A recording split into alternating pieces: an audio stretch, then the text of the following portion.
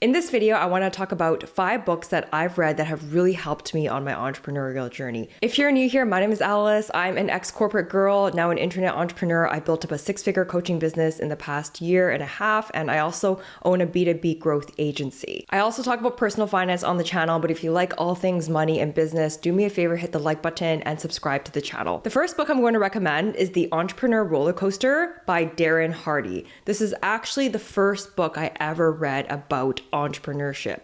Darren Hardy started his entrepreneurial journey at 18 years old. He was selling water filtration systems that he bought for $5,000, and then he went knocking door to door trying to convince people to buy all this inventory that he purchased.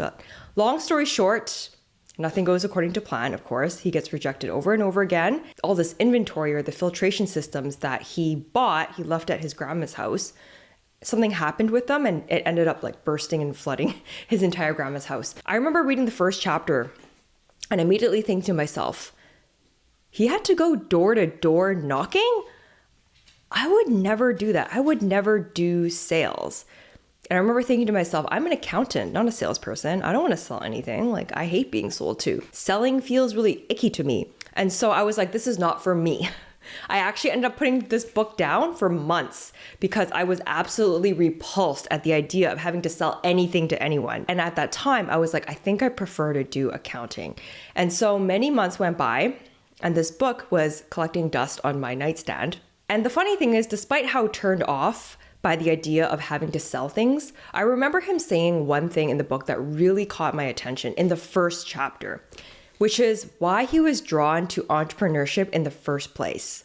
Because he had an affinity for doing things differently than other people. And so sometimes you buy books, you read a little bit of them, not super interesting, you put it down, and then it catches your eye on a particular day. So I decided to give this book a second shot, why not, many months later, only to realize as I continued reading that entrepreneurship is this roller coaster of emotions, of euphoric highs, terrible lows. And I remember thinking to myself, why would anyone do this to themselves, right? But despite all of these things and all of these stories and these highs and lows, the takeaway from the book is that this guy, Darren, fell in love with entrepreneurship. Despite the naysayers, despite the haters, despite the rejection and all of the ups and downs, he absolutely loved it and fell in love with it.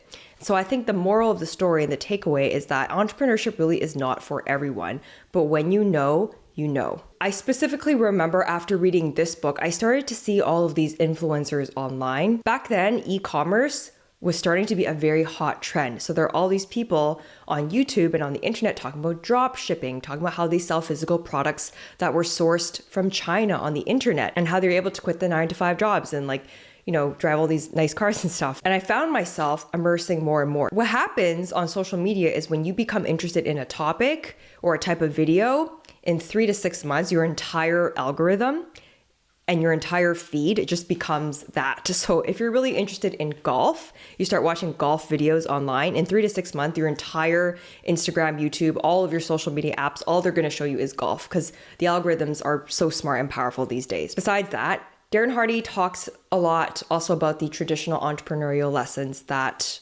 I've been told in many other books. A couple of them that really stood out to me is that you don't necessarily need to be passionate about the actual thing that you sell. You can be passionate about making money. You can be passionate about how you do things. You can be passionate about the type of people that you get to work with.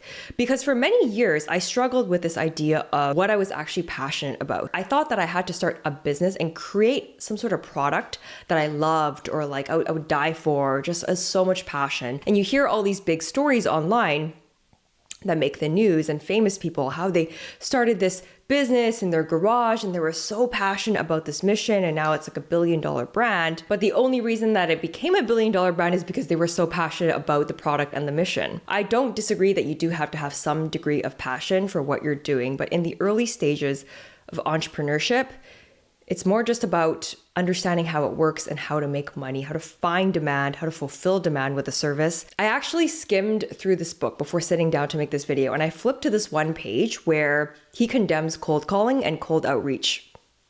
Which I think the irony of that is that where I'm at today, I actually disagree with his opinions on cold calling and cold outreach. I absolutely think that if a B2B business has a dry pipeline, cold calling and cold emailing is a very powerful and effective way to generate leads for your business because your reach is unlimited.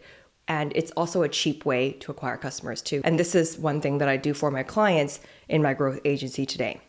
Sometimes when you read a book, how you interpret the book on the page changes over time, right? So a book that I read 5 or 6 years ago, because of my experience now, I have different opinions and views of the things that are said in it. And that's because entrepreneurship is really heart at heart a self-development journey, and you will grow so much through this process if it's something that you are interested in going through. How I see sales today is completely different than how I saw sales when I first picked up the book. You have something of value to add to other people and you're confident in what you offer and you solve a solution or a problem that the market needs.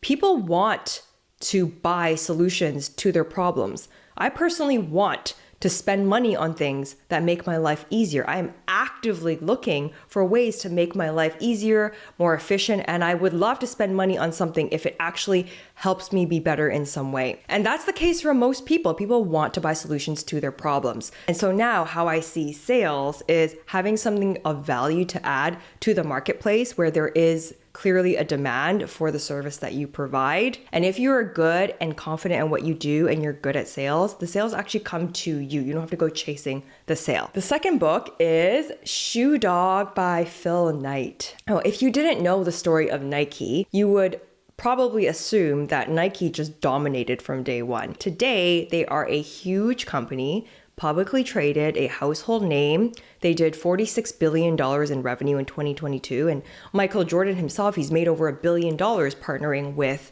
Nike and their famous swoosh. This book is like the epitome of the American entrepreneurial dream. This was a company that was started when Phil Knight saw the quality of Japanese made shoes, and he believed that it could compete against Adidas and Puma, which were the two German brands that were already dominating on the market. And Phil started this company while he was working at PwC, while he was working a 9-to-5 job, because the job paid for the bills. And there was a story in here of there being a time where he had to lie to his employer because he needed to take time off to go to Japan to deal with a manufacturer and put in an order. You know, back then in the 50s or the 60s, you couldn't just buy inventory with the internet to click a button. You actually had to take a plane to another country to place an order for inventory. And in the book, Phil talks about all of these business challenges that he had to go through, right? Anywhere from not having enough cash in the bank to buy inventory to dealing with banks and lenders that gave him a very hard time, how he had to learn Japanese business culture, which is very different than American business culture. When I read this book, a big takeaway that I had is one of the world's biggest brands and the most well-known brands, when they were starting out, they were living in paycheck to paycheck mode, which in business terms is how they were managing supply chain and cash flow cycles between the time that they ordered inventory to when they got paid from their customers. So they were like paycheck to paycheck in between that time. But other than being a really feel-good story, what I learned from this book that was the greatest aha moment is how building a business actually works. And through reading this book, quite literally realized that a business is about constantly solving problems, navigating hardships, and every time you're faced with this new challenge, it's up to you to, do whatever it takes to figure out how to break through the challenge and get to the other side. But over time, you get better and better, and these little wins, they start to accumulate as a result of you being able to solve problems and get better at handling situations. But I think beyond all of the tactical, the one thing that really resonated with me for this book and why I love this book so much is because Phil Knight was an accountant. And I remember thinking to myself, if he can do it, then I can do it. He's from PwC. He was an auditor. This resonated with me so much back in the day when I read this book because I was actually going through my articling years as a CPA while I was reading this book. Not to discount the entire amazing Nike story, but the main thing that I remember when I see this book on my bookshelf is that Phil Knight, CPA. Okay, there's so many different entrepreneurial stories out there, but I don't really relate to the ones where you have this really successful entrepreneur that's like, oh, I dropped out of high school, I got arrested, I went to jail. I don't really relate to those types of stories because that's just not the life experience that I've had. But Phil Knight was an auditor, and it was through his auditing experience that he learned how businesses operate. And that is 100% relatable to me. Next book on the list is called The Slight Edge by Jeff Olson. This is a book that an 8-figure e-commerce mentor of mine recommended to us many, many years ago. And the principle of this book is so simple, but so powerful and important. And you can break it down in this way. In life, there are 2 versions of you. There's the version of you who is successful, lives life on your own terms, has freedom and control over your own life, have everything and anything that you want, and most importantly is happy and fulfilled. And then there's the opposite version of you, okay? Just someone who is not any of those things. And what separates one from the other are actually very, very, very, very minor actions and daily decisions. Because on a daily basis, the difference between the successful version of you and the unsuccessful version of you is not that different. It's very minor decisions, like taking days off when you're supposed to be working on your dreams, eating junk food when you're supposed to be healthy. The consequences of these actions are not immediate. If you eat a cheeseburger, you're not going to gain 5 pounds overnight. If you take days off rather than work on your business, you're not going to be down $1 million overnight. But it all comes down to micro actions. And it's such small and simple decisions that literally impact your life outcome. It all comes down to your habits. That's why it's so dangerous, I think, if you're not actually aware of this concept. People think that choosing to go out on a Friday night and then sleeping all day on Saturday and doing nothing on Sunday is not going to hurt them because they need to live a little, okay? Versus somebody who chooses to work on Friday and throughout the weekend, even though they're tired and they don't want to. The reason why I tell this story is because when I was in my 20s, I used to be that person that did the former. Go drinking on a Friday night, not every Friday, but occasionally would go out drinking on a Friday night, spend the entire Saturday hungover, and then spend the entire Sunday doing nothing. Not that I regret it. Obviously, like going out when you're young and living a little is fun, but to also understand that because of the way I chose to live when I was younger is the reason why today there are 22 and 23-year-old kids that have way more money than I do, right? It's because they didn't do what I did. They didn't spend their early 20s drifting the way that I did. And so to summarize, the main takeaway that I got from this book is that there isn't going to be some sort of single dramatic event that's going to change your life forever. It's really an accumulation of these like small minor decisions. And it's a very unsexy and unglamorized way of explaining how to build a business or how to be an entrepreneur, because we think that there's supposed to be this like dramatic, exciting event. It's really these small mundane decisions and how we make them that literally change the outcome of our lives. So Built to Sell is the next book. And I saw a YouTuber named Charlie Chang, which you may have heard of him, talk about this book in one of his videos. I used to watch his videos a lot back in the day. I would say that this book is more applicable for people who are interested in one day building a business that can be sold. That's why it's called Built to Sell. So this is not online coaching or affiliate marketing or making money off of like YouTube sponsorships or a lifestyle business or anything like that. This is a more traditional business that has assets, that has a management team, and that can be sold. And there are a lot of really good tactical points in this book to, I think, always remember and keep in the back of your mind.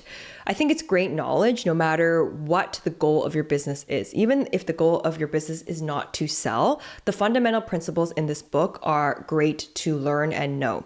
Specifically, why it is so important to run a business that can survive without you, why you never want to rely on one client too heavily from a revenue perspective. What is the definition of a productized service, which is an isolated product or service that can be sold? This is the whole theme of the book, is understanding the concept of productized service and why it's important to not be afraid to say no if a client asks you to do something that's not within your business's specialization.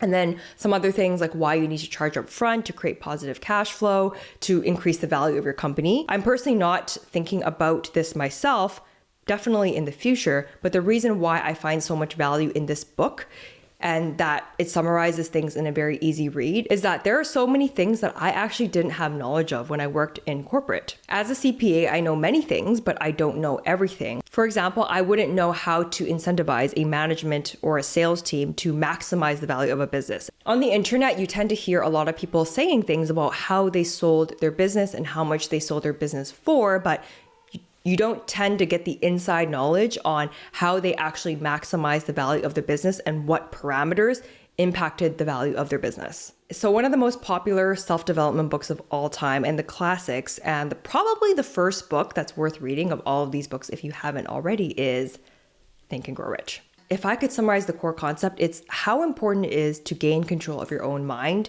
and your own environment, and to realize that you have control over all of these things and you have 100% ability to influence the outcome of your own life. Luckily, I read this book when I was really young, because before I read this book, I don't even remember how I used to think as a person.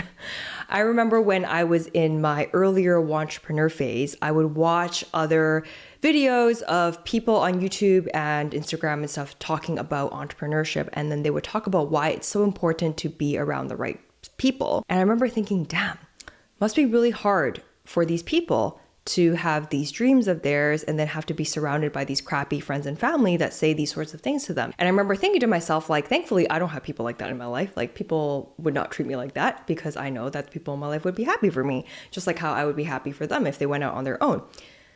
The past couple of years, let me tell you some things that I've dealt with while minding my own business and doing my own thing without asking anyone for anything. I have dealt with people talking shit about me behind my back. You guys would be extremely surprised that this happens a lot. People talking shit about me to my face directly. People giving me dirty looks in public, snickering at me, giving me the cold shoulder. You guys would also be surprised at how often this has happened. People telling me that I'm a liar. People telling me that people who sell courses are liars. Somebody literally told me that one of my mentors, whose course literally made me more money than my job did, and who literally changed my life, somebody who I extremely respect and looked up to, somebody literally told me that this person is a liar. If anyone is genuinely interested in entrepreneurship, the reflection that I'm sharing is that when you decide to go out on your own, even if you're just minding your own business, doing your own thing, there are some people that just won't like you. They will have some reason to hate you, and it's not personal. I think the biggest lesson and the takeaway when it comes to Think and Grow Rich isn't so much about what you actually read or what the pages say. It's how you apply these things to your life. So in the book, Napoleon Hill talks about how every adversity you encounter in life has a seed of equivalent advantage. Like, what does that actually mean? Because it doesn't really mean anything, right? It's how you apply it to your life when bad things actually happen to you. And it's in these moments when people were trying to bring me down, to bring themselves up, I could have played victim, I could have given up, but I chose to ask myself, and what am I going to do about it? And I think the real lesson that I really learned is to be extremely careful of who you talk to, your goals in life, especially if they're like these big goals that are kind of like out there and different than what other people do. It's very tempting to want to share and start telling people that you're, making a YouTube channel, you're doing content, that you're starting a business. And I don't mean to be cynical, but the only people in my experience that I've managed to have a conversation about with these things, and I was actually left feeling good about my decisions, are when I had these conversations with people who had done it themselves.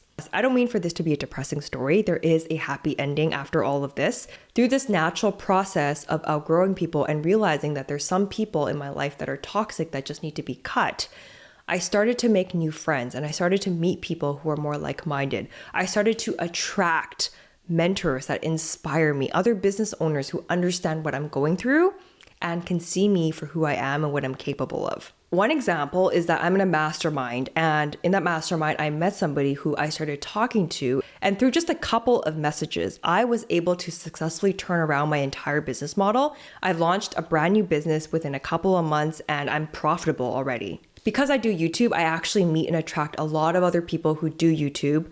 Some of them have been on my channel when I was doing keto and carnivore content, and some of them are other agencies, coaches, and people who make money online. What I've realized is that when you talk to somebody who's already made content, the type of advice they give is completely different. The things that they say are completely different than the people who have never made content before. But in the beginning stages, when you're a newer entrepreneur, you may or may not have the resources to be able to get access to some of these encounters. Because honestly, like, I've had to pay to meet some of these people. Some of them have been clients of mine, some of them mentors, some people that I meet in masterminds. And as you stay in the game for longer, you meet more and more people, you get more and more followers on social media.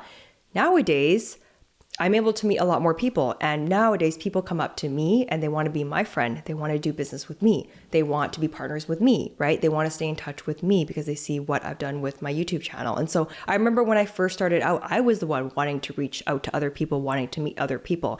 Outgrowing people is a very natural part of entrepreneurship. And what Think and Grow Rich will do for you is that if you read it, you consume it, and you become a person who practices the principles of Think and Grow Rich, you'll really understand that all life starts in the mind, and what your brain can conceive, it really can achieve. Last year, I was working with a performance coach, and in one of the sessions, she mentioned Think and Grow Rich. Now, anytime somebody mentions Think and Grow Rich as an influence to their life or something that's changed their life, you know the way that they think, which is usually more of a growth mindset, abundance mindset. One thing that she pointed out, that even if you've read this book before, which most people have, and you sitting here watching this today, maybe you've read Think and Grow Rich before, but it's always good to go back and reread it again, because the second time you read a book, maybe it's been a couple of years, you've gotten some more life experience, and you may see the words in the book differently. So even if you read Think and Grow Rich before, it doesn't hurt to try reading it again to see what knowledge and what new insights you have since the last time you read the book. If you guys liked this video today, you guys are going to love my video on the millionaire fast lane, because nowadays with the internet, nobody needs to wait until they're 65 to be a millionaire. In that video, I summarize the entire book and explain how to shift your mindset from employee to entrepreneur, but also all of the financial habits that you need to adopt along the way so that you can unlock a much more financially rewarding life at an early age. So make sure you check out that video up top here. Let me know down in the comments below what your favorite books are that have helped you, where you're at in your entrepreneurial journey, and I'll see you guys in the next video. Until next time.